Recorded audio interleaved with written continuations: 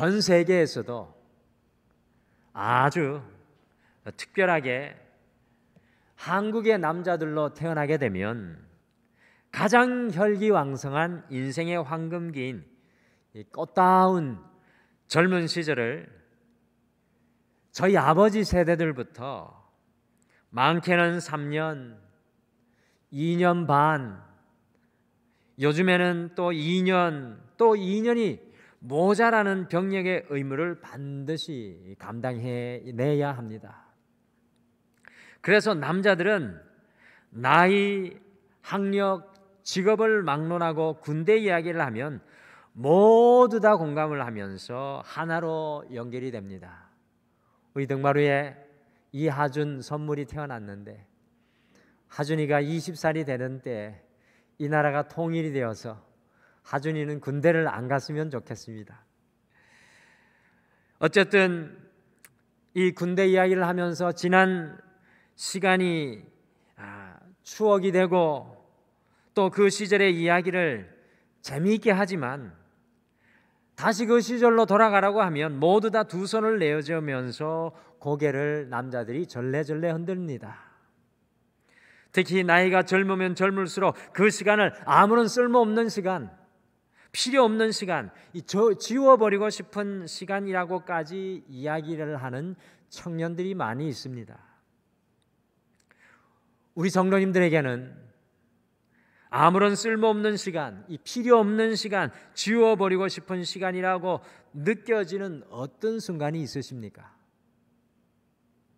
우리 모두는 이 코로나에 끝날 것 같지 않은 긴 시간을 보내고 계신데요.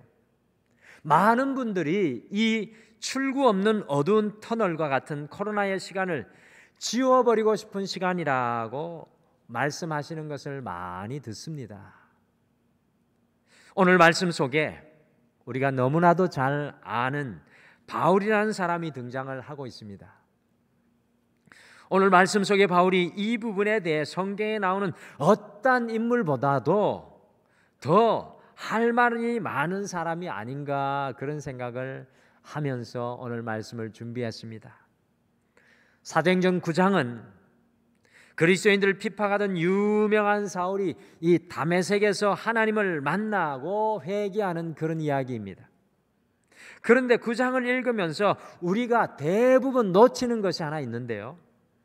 그것은 사도행전 9장을 쓴 누가는 이 단 한 장의 짧은 이야기 속에 바울을 오늘 이야기하고 있지만 여기에는 무려 바울의 16년간의 삶이 압축이 되어 있습니다. 사도행전 9장에 바울의 삶에 16년간의 삶이 압축되어 있습니다. 갈라디아서 1장 16절에서 2장 2절을 오늘 말씀과 비교하여 읽어보시면 바울이 다메섹으로 그리스도인을 핍박하러 잡으러 가는 도중에 예수님을 만나고 회심하는 이후에 이 아라비아 광야로 다윗이 가서요 3년간 깊이 기도하고 준비하여서 마치 이 신학대학원 3년을 마친 것처럼 광야의 3년의 시간을 보낸 이후에 오늘 이 바울이 예루살렘에 돌아온 모습이 오늘 성경 말씀입니다. 26절에 보시면 이 사울이라고 이름이 나오는데 이 바울이지요. 히브리 이름으로는 사울이고 헬라식 이름으로는 바울입니다. 바울이 예루살렘에 와서 제자들과 사귀려고 하였는데 제자들이 바울을 두려워하고 그를 의심합니다. 오늘 그런 뉘앙스가 많이 보이지 않는데 갈라디아서를 읽으면 바울이 실상을 잘 이야기합니다. 갈라디아서에 보면 그래서 바울이 겨우 베드로와 이 야고보 사도를 만나는데요. 바울이 이 다른 제자들에게는 전혀 환영을 받지 못했다는 것을 우리는 알 수 있습니다. 그래도 바울이 나름대로 오늘 말씀 29절 말씀해 보시면 헬라에서 온 유대인들과 이방인들에게 복음을 전하니까 그 사람들이 바울을 또 죽이려고 하고 있습니다.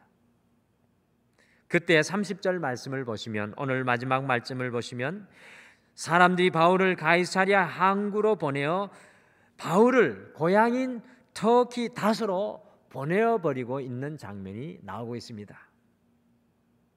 예루살렘에 단 15일 동안 머물다가 쫓겨난 것이나 다름없는 이 사도 바울의 모습입니다.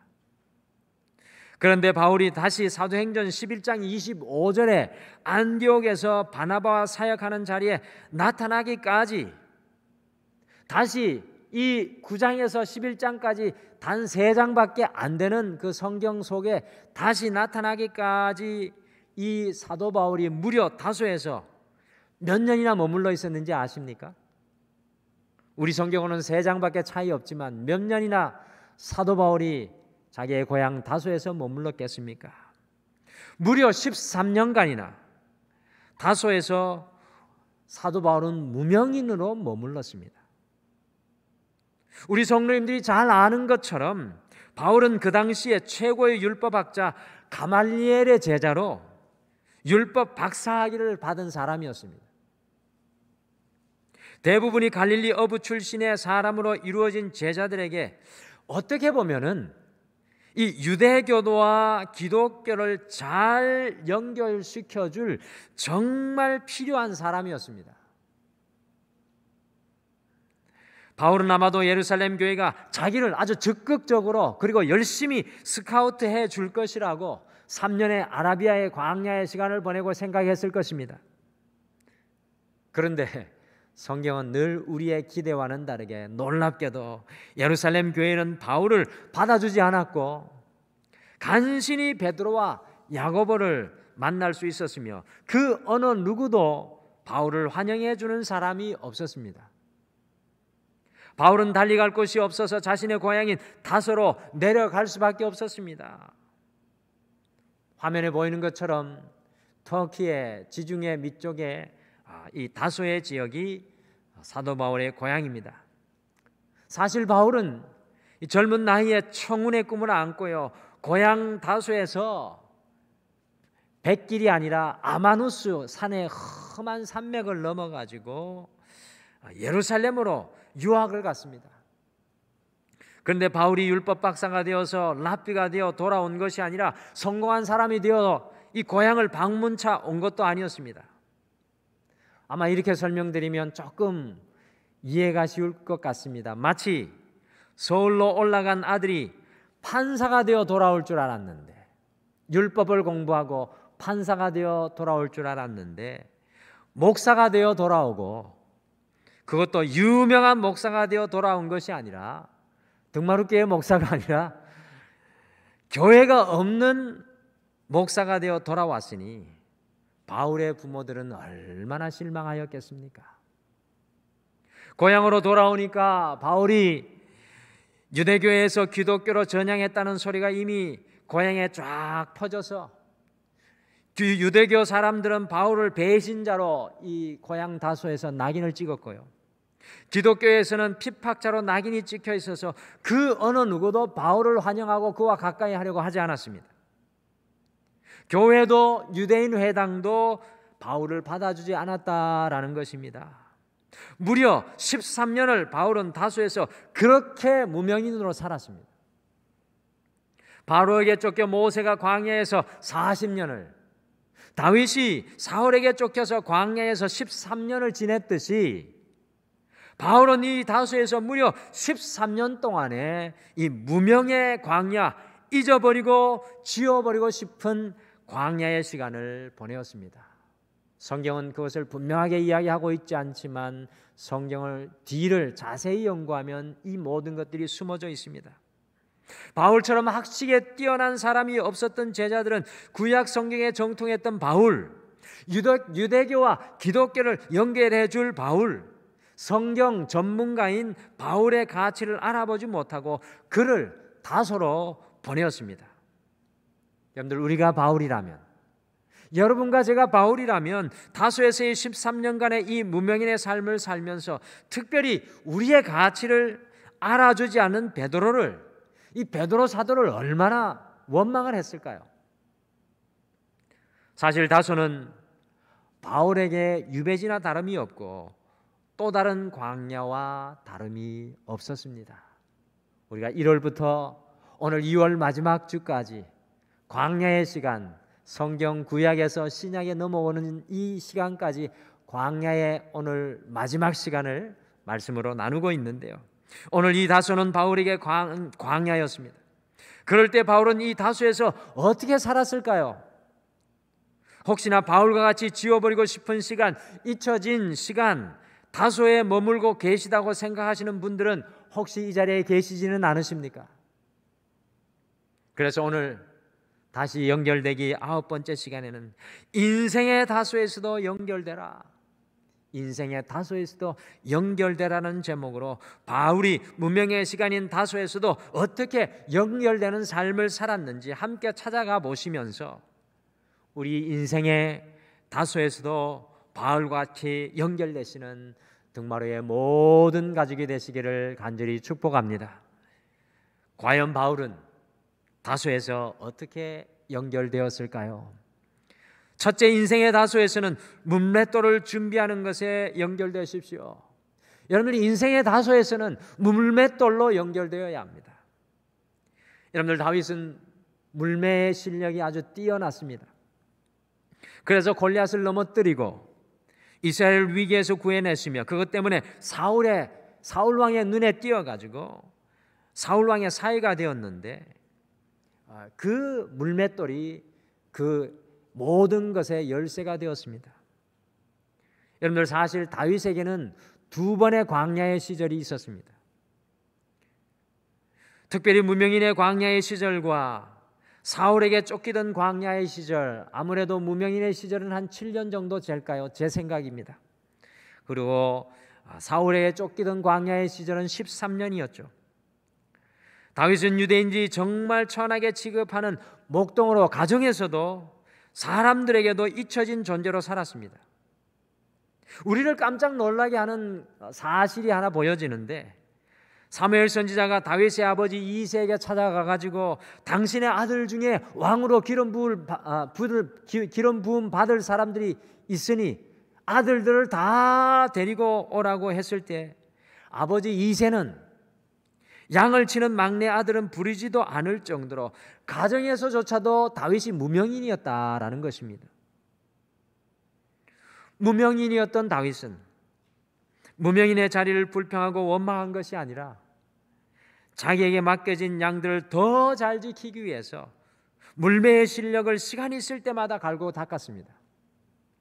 다윗은 언젠가 나라를 구하기 위해 쓰임받기 위해서 물매의 실력을 갈고 닦은 것이 아니라 현재 자기에게 맡겨진 목동의 일을 잘 하기 위해 물매의 돌을 준비를 하였습니다. 그런데 놀랍게도 우리는 다윗이 물맷돌로 골리앗을 쓰러뜨린 것이 놀랄 일이 아니지만 여러분들 이 말씀을 가만히 생각해 보면 어떻게 다윗의 물맷돌의 실력이 쓰임받을 수 있었을까요? 정말 놀랍습니다. 놀랍게도 하나님께서는 다윗의 물맷돌을 통해 거인 골리앗을 쓰러뜨리시고 이스라엘을 구원하셨으며 그 물매를 통해 무명인에서 하나님이 부르시는 자리에 다윗을 사용하셨습니다.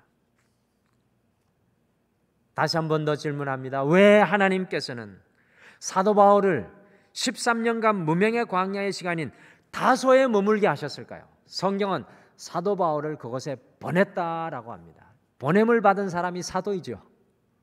버려진 게 아닙니다. 보냄을 받았습니다. 제가 이미 말씀드렸습니다.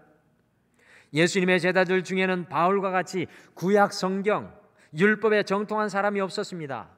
아니, 유대인 그 어느 누구도 구약을 바울보다 더 잘 안다고 나설 사람들이 없었습니다.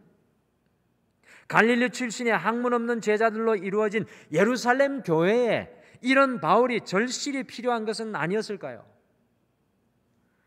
그런데 하나님의 뜻과 생각은 우리와 다릅니다. 이 바울을 예루살렘 교회에 두시지 않고 무명의 광야인 다소로 하나님께서 보내셨습니다. 그 이유가 무엇이겠습니까? 별로 궁금해하지 않으신 것 같아서 계속 질문합니다. 다음 도표를 보시면 우리는 그 이유를 아주 조금 이해할 수 있게 됩니다. 그렇습니다. 이 도표는 신약 27권을 한눈에 보시도록 복음서 4권, 오늘 읽으신 역사서 사도행전 1권, 서신서 21권, 성경 신약의 마지막, 통틀어서 마지막인 예언서 요한계시록 마지막을 보여주는 이 한눈에 보는 성경을 나누어 놓았습니다. 그런데 이 신약 성경 27권 중에 놀라운 것은요, 바울 사도가 무려 13권을 썼다라는 것입니다. 쉽게 말씀드리면 신약의 성경 권수로는 3분의 1을, 또 분량으로는 신약 성경의 4분의 1을 사도 바울이 기록하였습니다. 바울이 1차, 2차, 3차 전도여행을 하면서 눈코 뜰 사이 없이 바빴을 텐데 어떻게 하나님의 말씀을, 구약과 신약을 그렇게 잘 정리하여서 무려 13권이나 되는 성경을 써내려갈 수 있었겠습니까? 저는 도저히 다른 곳에서 그 해답을 찾을 수가 없었습니다.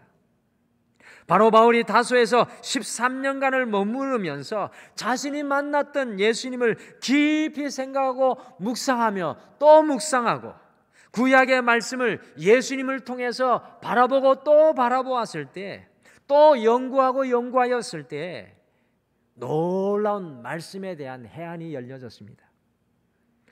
특별히 바울의 로마서는요, 구약 성경 39권을 전부 다 그것에 축약하고 압축하여 담아놓아서 예수 그리스도와 연결시키는 놀라운 하나님의 계시의 말씀으로 기술되어 있는 것을 보면서 우리는 깜짝 놀랄 수밖에 없습니다. 어디에서 이와 같은 묵상과 연구와 정리의 지혜를 얻게 되었던 것일까요? 그것이 바로 다소의 13년간의 시간이었습니다. 물론 성경의 기록 장소는 다소가 아니지만 중요한 것은 이 성경들을 바로 기록할 수 있도록 준비되었던 장소가 바로 바울의 무명의 시즌인 다소의 13년간의 시간이었다라는 것입니다. 다윗이 그의 무명의 광야에서 물매를 준비하였듯이 바울은 그의 13년의 무명의 광야 다소에서 온 세계 열방을 향하여 던질, 2000년 전에 던져질 하나님의 말씀, 그리고 1000년 전에 오늘날에 던져질 하나님의 말씀의 물매를 그 다소에서 준비하였던 것입니다. 사랑하는 성도 여러분, 우리의 다소의 시간은 물매를 준비하는 시간으로 연결되어져야 합니다. 과연 하나님께서 우리가 지금 이 순간에 준비하기를 원하시는 물매는 무엇입니까? 특별히 이 코로나의 시간이 우리에게, 우리 가정에게, 우리 교회에게, 우리의 직장과 사업 속에 거둘 수, 추수의 계절이고, 겨울은 숨길 장, 거두은 것을 저장해내는 계절입니다. 그런데 우리나라 한의학에서는 사계절이 아닌 5계절로 계절을 나눈다고 합니다. 곧 늦여름과 초가을 사이에 있는 장하입니다. 혹시 장하에 대해서 들어보셨습니까? 무더운 여름이 끝나고 가을이 다가왔으면 좋겠는데 끝날 듯 하면서 끝나지 않는 이때, 이 여름이 끝나지 않는 시간을 장하라고 합니다. 그러면 도대체 장하는 뭐 하는 계절인 것입니까? 이 장하는 바로 여름에 맺힌 열매가 무르익어가는 계절, 덜 익은 열매가 익어가는 계절입니다.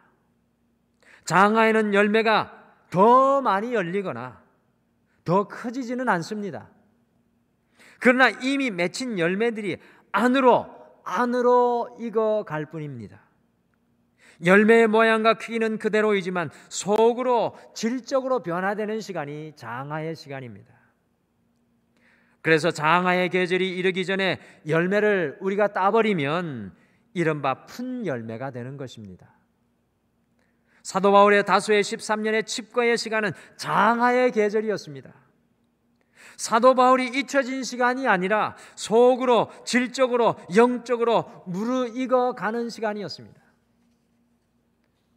필립 브룩스는 사람은 늙어가는 것이 아니라 좋은 포도주처럼 익어가는 것이다 라는 영적인 말을 했습니다. 사람은 늙어가는 것이 아니라 좋은 포도주처럼 익어가는 것이다. 우리가 그냥 나이만 먹어가서는 안 됩니다. 하나님 앞에 우리가 무르익어 가야 합니다. 우리에게도 사도 바울의 다소 장하의 계절이 필요합니다. 고추장, 된장, 간장이 잘 익으면 그렇게 깊은 맛을 낼 수가 없습니다. 사도 바울은 다소에서 1년, 2년, 5년, 13년의 시간을 보내며 무르익고 또 무르익어서 오직 그의 심령 안에 예수 그리스도만 남는 놀라운 은혜의 역사가 일어났습니다. 그래서 사도 바울이 갈라디아서 2장 20절에서 다음과 같이 고백하였습니다. 내가 그리스도와 함께 십자가에 못 박혔나니 그런즉 이제는 내가 사는 것이 아니요 오직 내 안에 그리스도께서 사시는 것이라. 바울의 이 13년의 생각을 하고 이 말씀을 읽게 되면 가슴이 뭉클해집니다. 사도 바울은 다소의 13년간의 기다림, 인내와 인고의 시간을 통해 무르익고 영글어서 그리스도와 함께 온전히 십자가에 못 박힘으로 오직 그의 안에 그리스도께서 사시는 놀라운 은혜를 누리게 되었습니다. 장석주 시인의 대추 한알이라는 시입니다. 이 시가 우리의 인생에 대해서 이렇게 고백합니다. 적의 저절로 붉어질 리는 없다. 저 안에 태풍 몇 개, 저 안에 천둥 몇 개, 저 안에 벼락 몇 개. 적의 저 혼자 둥그러질 리는 없다. 저 안에 무서리 내리는 몇 밤, 저 안에 땡볕 두어 달, 저 안에 초승달 몇 날.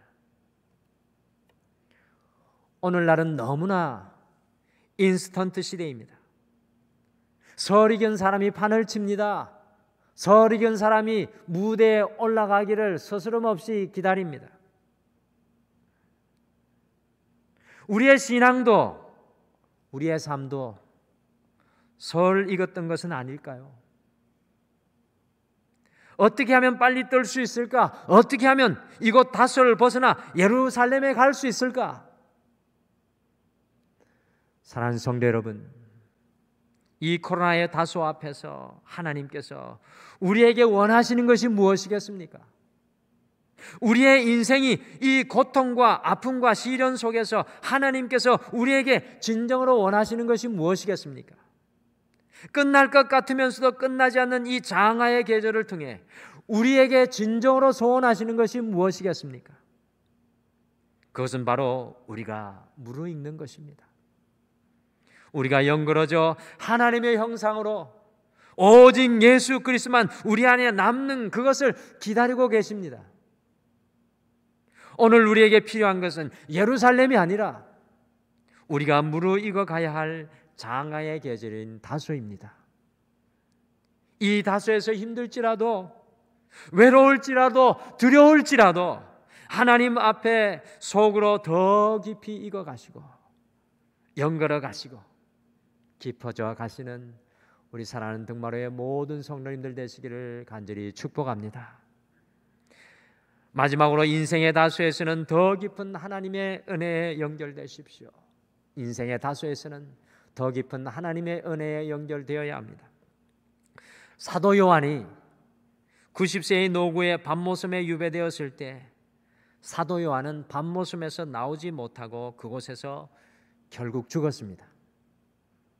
그런데 사랑하는 성도 여러분, 그거 아십니까?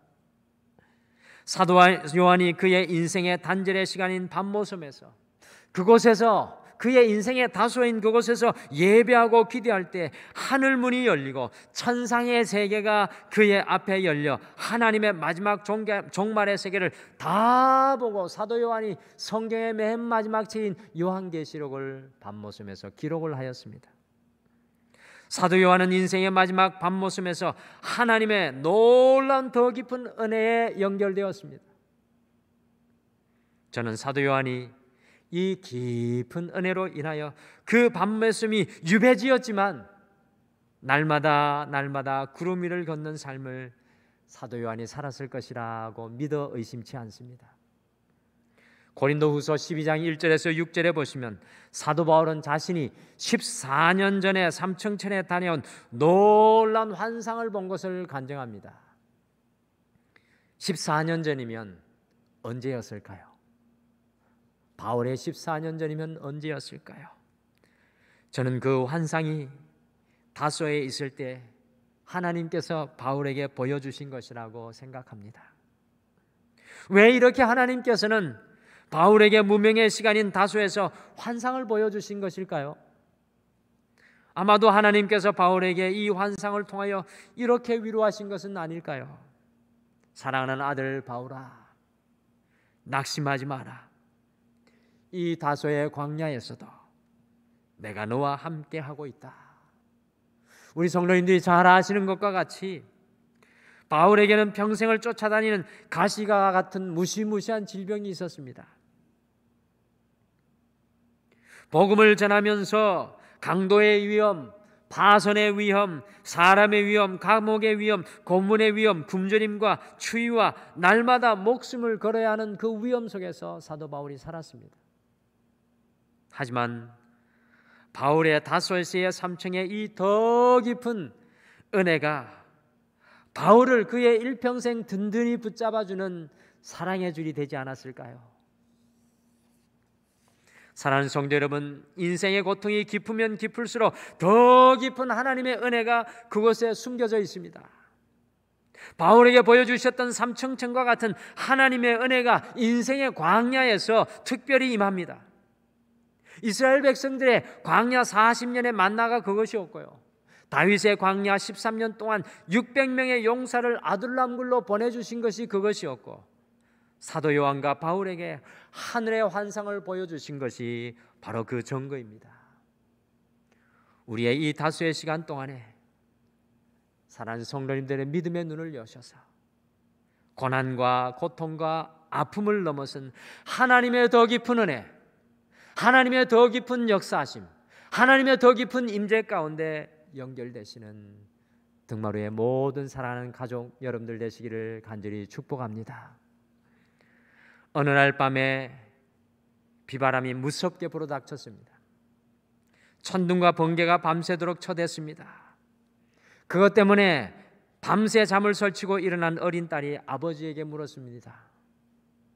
아빠, 하나님이 어젯밤 무엇을 하셨을까요? 그때 아버지는 딸을 품에 꼭 안으며 이렇게 대답해 주었습니다. 아침을 만들고 계셨을 거야. 사랑하는 성도 여러분, 우리의 인생의 어두운 다소의 시간 동안에 하나님께서는 우리를 위해 아침을 만들고 계십니다. 이번 한 주 우리의 인생의 다소의 시간에도 물맷돌을 준비하는 것에 속으로 더욱 깊이 물어익어가는 것에 하나님의 더 깊은 은혜에 연결되어 살아가시기를 간절히 축복합니다.